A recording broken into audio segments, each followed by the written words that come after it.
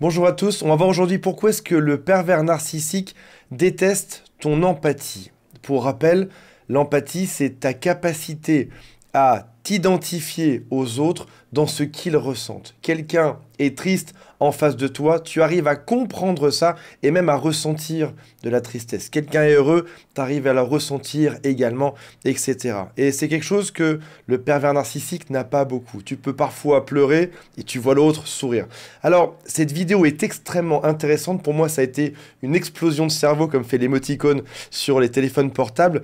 Ce concept, enfin ce que je vais vous révéler aujourd'hui, vient d'une étude de Sam Vaknin, qui est un Américain qui se définit lui-même comme étant un pervers narcissique. C'est un des rares sur Terre finalement qui a à la fois et le rôle du pervers narcissique et qui va dire comment ça se passe à l'intérieur de leur cerveau.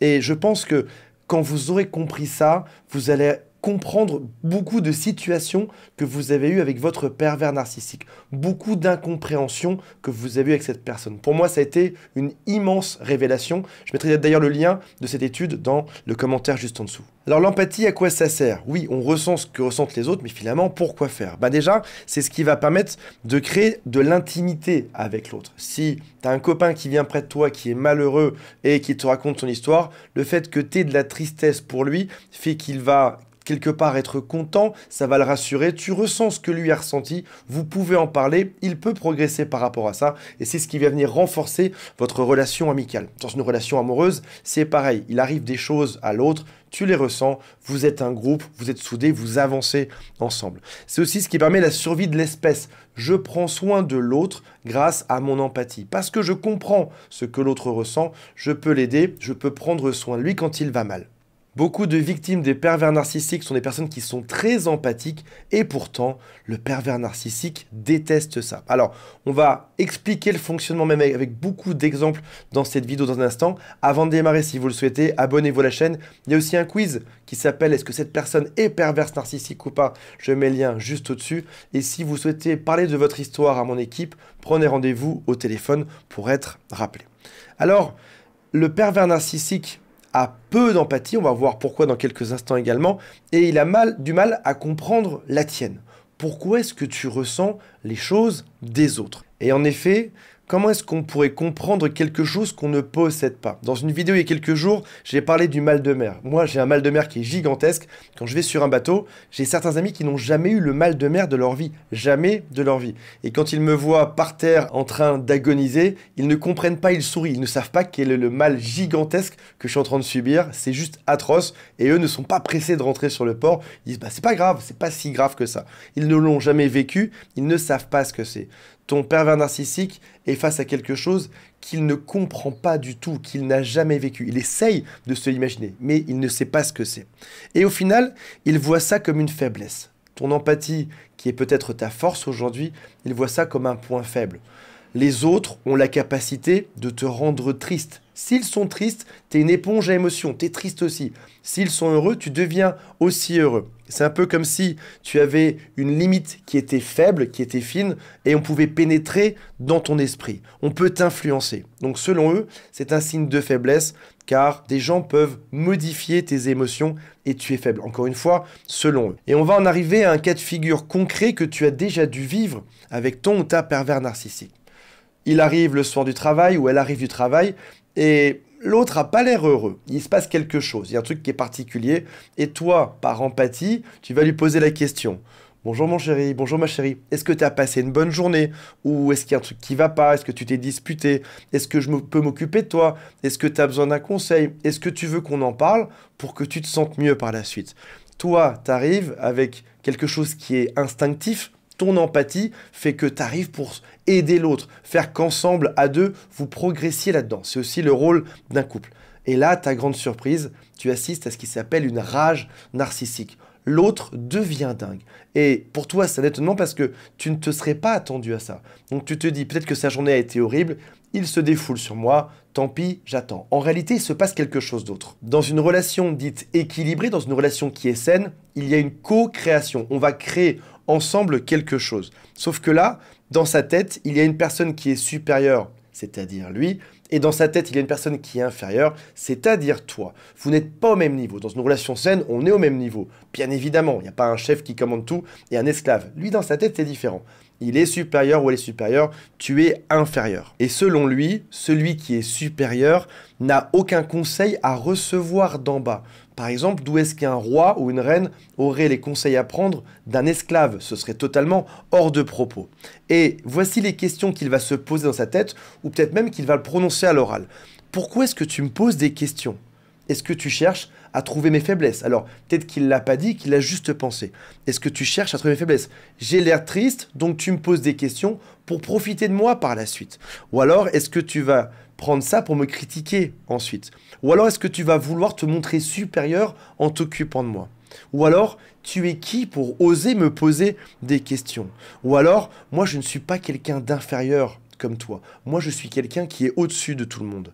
Et pourquoi est-ce que cette paranoïa se déclenche? Tout simplement parce que c'est ce que lui fait quand il te pose des questions. Quand tu as cru au début qu'il s'intéressait à toi, qu'il était charmant, charmante, qu'elle était géniale. Non, il te posait des questions pour te critiquer, pour se montrer supérieur, pour trouver tes faiblesses. On comprend que dans ce cas de figure, dans cette mentalité, l'intimité devient impossible avec un pervers narcissique. Il a coupé son empathie, on pourrait dire ça comme ça, depuis son plus jeune âge. Il a peut-être été abandonné par ses parents, alors pas forcément comme tu le penses, pas abandonné dans le sens mis dans un panier en osier sur le Nil. Peut-être qu'il a été abandonné parce que sa mère ne s'occupait pas de lui ou pas d'elle. Ou peut-être que pendant quelques mois, sa mère ou son père ont été absents. Ou peut-être qu'il a été abandonné quelque part temporairement. Ou peut-être qu'il a été confié à la belle famille. Ou peut-être qu'il y a eu un divorce. En tout cas, il a manqué d'affection à un moment donné. Et il a associé l'intimité avec la douleur. Il a associé être intime avec quelqu'un, avoir besoin de l'autre avec une faiblesse. Du fait qu'il ait eu besoin de cette intimité, de cette connexion avec sa mère ou son père et qu'il ne l'ait pas eu et qu'il en ait souffert, il s'est dit « je vais tout couper », de manière inconsciente, bien évidemment, lorsqu'il était tout petit. L'intimité, ça signifie en général se faire confiance. Et pense à une chose, comment est-ce que cette personne qui se sent supérieure pourrait te faire confiance? Comment est-ce qu'il pourrait être intime avec une personne inférieure? Comment est-ce qu'un roi ou une reine serait intime avec une esclave? Si jamais tu veux le rendre dingue, d'ailleurs fais le test, si jamais tu as un doute sur ce que je te dis, dis-lui, tu es normal, tu es moyen, tu es vraiment comme tout le monde. Et tu verras à quel point ça va l'enrager, ça va le rendre juste dingue. On va repasser en rage narcissique. Ton pervers narcissique se prend pour Dieu, réellement. Tu dois écouter Dieu. Tu ne peux pas critiquer Dieu. Tu n'as pas le droit de comprendre les intentions de Dieu. Parce que vous n'avez rien en commun. Vous n'êtes pas du même monde selon lui. Lui, c'est une personne divine. Dans l'espace, c'est le soleil. Toi, tu es juste un misérable grain de sable dans sa tête. Ça doit te rappeler certaines phrases qu'il t'a envoyées par SMS et que tu n'as pas compris à l'époque. Tu as tout fait pour que ça se passe bien. Tu as tout fait pour l'aider. Tu as tout fait pour comprendre l'autre. Et tu recevais des SMS comme « Dans tous les cas, tu ne fais rien pour arranger les choses ». Toi, dans ta tête, tu as cru que pour arranger les choses, il fallait l'écouter, lui parler, trouver ensemble des solutions. Ce n'est pas ça qu'il attendait. Il attendait que tu le vénères comme un dieu, que tu lui apportes des offrandes tous les jours. Et quand il dit « tu n'as rien fait pour arranger les choses », imagine Dieu te dire ça. Tu n'as rien fait pour arranger les choses. Parce que tu n'aurais pas été prié peut-être à l'église. Tu n'aurais rien fait pour ouvrir un culte devant cette personne. Ou alors, il va te dire « tu me punis », alors que tu as tout fait pour cette personne-là. Parce qu'encore une fois, tu ne l'as pas traité comme un demi-dieu. Ou alors, tu dois faire des efforts. Parce que toi, dans ta tête, les efforts, c'était t'occuper de l'autre et avancer à deux. Ce n'était pas ça que l'autre attendait de toi. Est-ce que maintenant, du coup, ça a plus de sens? Mettez-moi en commentaire si ça vous parle, tout ça. L'empathie, c'est quelque chose qui t'est reproché par ton pervers narcissique, mais dans la véritable vie, dans la vraie vie, c'est quelque chose qui te fait progresser. Tu peux apprendre des autres, de la société, par comparaison. Une personne vient se plaindre de quelque chose qui lui est arrivé, je ressens les mêmes choses, donc si mon ami a fait une erreur, j'ai mangé pour ne pas faire moi-même cette erreur. Je comprends un peu mieux la société, les règles sociales, les convenances, ce qu'il se fait, ce qui ne se fait pas, parce que je ressens la douleur. Une personne me témoigne sa douleur, j'arrive à la ressentir, et donc je ne ferai pas cette erreur. Ça veut dire que lorsqu'on me rapporte des choses, quand on me fait rire ou qu'on me rapporte des choses qui sont tristes, de mes relations, je vais apprendre de tout ce que j'entends. par comparaison, par calibration. C'est comme ça qu'il faut se comporter, c'est comme ça qu'il ne faut pas se comporter. C'est comme ça qu'on fait pour être heureux, pour rendre les gens heureux autour de soi en groupe. Si jamais tu n'as pas d'empathie, tu peux jamais apprendre des autres.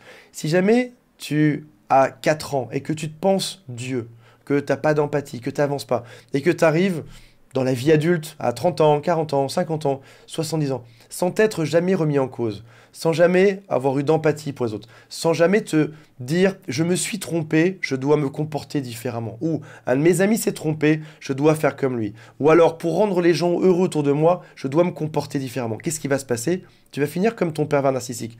Une personne narcissique a coupé son empathie et ne progresse jamais dans la vie. Ton empathie, c'est ta connexion au monde. C'est le relais entre ton cerveau, ton cœur et l'extérieur. C'est ce qui te fait progresser dans tous les domaines.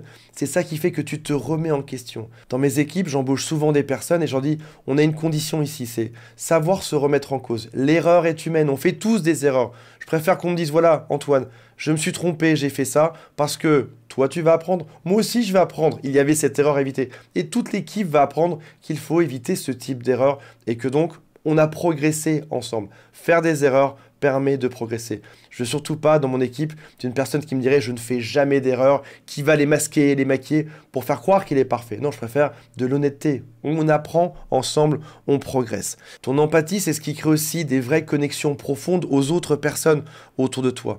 Ton empathie, tu la décides pas. C'est ce que tu fais chaque seconde de ta vie. Même quand tu rêves, tu as de l'empathie dedans. Tu as de l'empathie, tu ne peux pas la couper.